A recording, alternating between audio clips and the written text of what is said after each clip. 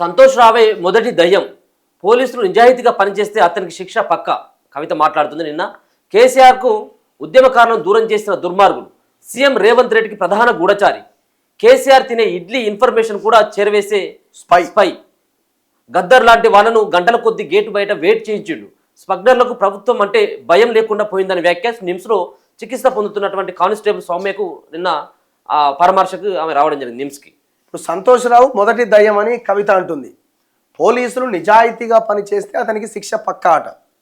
ఇప్పుడు సంతోష్ రావుకి శిక్ష పడేటట్టు అయితే మరి కేసీఆర్ కూడా పడుతుంది అన్నట్టే కదా. అంటే సంతోష్ రావు దొంగ, కేసీఆర్ మంచోడా? ఇదెట్లా? కేసీఆర్ ఎవరి ఆదేశాల మేరకు సంతోష్ ఎవరి ఆదేశాల మేరకు పనిచేసిండు? కేసీఆర్ ఆదేశాలు లేకుండానే సంతోష్ పనిచేసిండా? కేసీఆర్ ఆదేశాలు లేకపోతేనే సంతోష్ రావు ఉద్యమకారులను దూరం చేసిండా? లేకపోతే గద్దర్ని బయట కూర్చోబెట్టిండా? ఫోన్ ట్యాపింగ్ చేయమని లిస్ట్ ప్రిపేర్ చేసిండా? చెప్పండి. బిడ్డ ఫోన్ చేస్తే సంతోష్ రావు ఎందుకు ఎత్తిండు, కేసీఆర్ ఎందుకు ఎత్తలే? కేటీఆర్ ఫోన్ చేస్తే, హరీష్ ఫోన్ చేస్తే సంతోష్కి ఎందుకు ఫోన్ చేయాలి? ఏ లీడర్ ఫోన్ చేసినా సంతోష్కి ఎందుకు ఫోన్ చేయాలి? కేసీఆర్ ఆయన అట్లా పెట్టుకున్నాడు పక్కన. మరి మీ మీద నమ్మకం లేకనా ఏమో తెలియదు. కానీ సంతోష్ రావు దుర్మార్గుడు అయినప్పుడు కేసీఆరే కదా పనులన్నీ చేయించింది.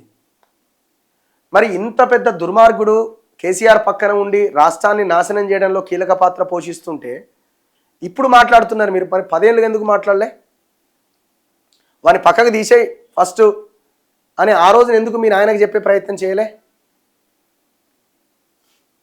చదువు ఒకసారి. తెలంగాణ ఉద్యమకారులు, అమరవీరుల కుటుంబాలు, పార్టీ నేతలకు కేసీఆర్ దూరం అవ్వడానికి కారణం సంతోష్ రావేనని తెలంగాణ జాగృతి అధ్యక్షురాలు కవిత మండిపడ్డారు. గద్దర్ లాంటి ఉన్నతమైన వాళ్ళు గంటలు గేట్ బయట వేచి ఉండడానికి, ఈటల వంటి నేతలు బయటకు వెళ్ళిపోవడానికి ఈ సంతోష్ రావే కారణమని ఫైర్ అయ్యారు. తాను గతంలో చెప్పిన దయ్యాల్లో మొదటి దయ్యం సంతోషేనన్నారు. సీఎం రేవంత్ రెడ్డికి ప్రధాన గూఢచారి అని ఆరోపించారు. కేసీఆర్ ఇడ్లీ తిన్నారా, సగం ఇడ్లీ తిన్నారా వంటి సమాచారాన్ని కూడా సీఎంకు చేరవేస్తున్నారని ఆరోపించారు. అలాంటి సంతోష్ రావును సిట్ పిలవడం మంచిదేనని, ఆయనకు శిక్ష పడుతుందన్న నమ్మకం మాత్రం తనకు లేదని పేర్కొన్నారు. ఆ గూఢాచారిని సీఎం శిక్షిస్తారని అనుకోవడం లేదని చెప్పేసి ఆమె మాట్లాడుతూ ఉంది. ఇప్పుడు ఈమె ఎట్లుందంటే సరిపోతుందిలే. మరి ఎట్లుందంటే సంతోష్ రావు దొంగ, హరీష్ రావు దొంగ, అన్న మంచోడు, తండ్రి మంచోడు, ఆమె మంచిది. మీరంతా వేరే, మేమంతా ఒకటే. ఇది ఎట్లయితుంది? మొత్తం ఒకటే ఉండాలి కదా మీ లైన్ అంతా. మీరు బయటకు వచ్చారు, నేను మాట్లాడలేకపోతున్నా, ఆ రోజు మాట్లాడలేకపోయినా అని బయటకు వచ్చి ఏదో ఇప్పుడు మాట్లాడుతున్నారు. సరే, అదంతా వదిలిపెట్టండి. మీరు ఎందుకు బయటకు వచ్చారు, ఏమైంది అంతా వదిలిపెట్టండి. మీరు ఎందుకు మాట్లాడలేదు అక్కడ ఉన్నది కూడా వదిలిపెట్టండి. మరి బయటకు వచ్చి మీరు మాట్లాడుతున్నప్పుడు అవతల ఉన్నవాడు అంతా ఒకటే కావాలి కదా. తండ్రి మంచోడవుతాడు, అన్న మంచోడవుతాడు, బావ షెడ్డోడు అవుతాడు, ఇంకో సంతోషు దొంగ అవుతాడు, అన్న అవుతాడా ఏమవుతాడు, అన్న తమ్ముడు. ఇది ఎక్కడ లెక్క?